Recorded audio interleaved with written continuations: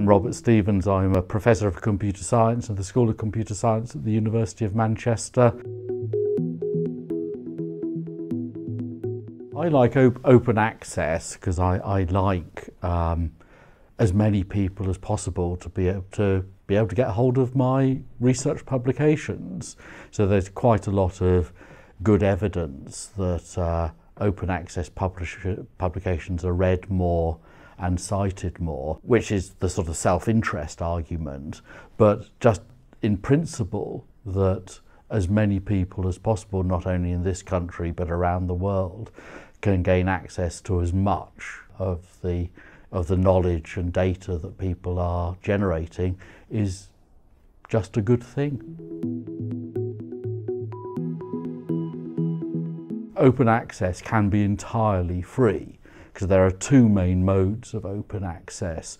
So-called gold open access, where you pay article processing charges to the publisher, but there's also green open access, where one just makes a paper available through a repository such as eScholar or Archive for physicists and astronomers, for instance. So it can be entirely free as long as one follows the publisher's conditions with this.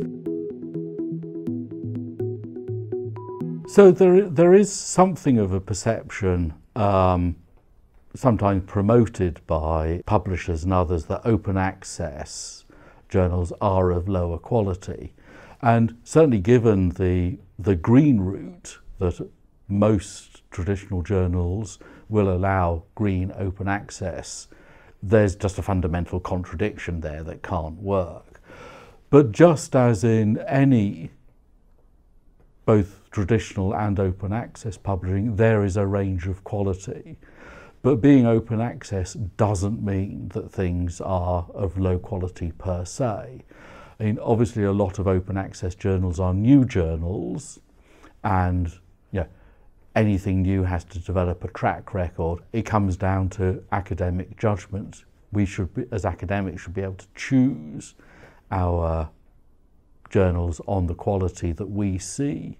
There are so-called predatory journals out there in the world that go seeking your publications. We have to use our academic judgment in choosing which journals to look at. We can look at their previous publications, the editors, the costs, all of this kind of thing come into our judgment, and we can always ask advice and background knowledge both of colleagues and our colleagues in the library as well.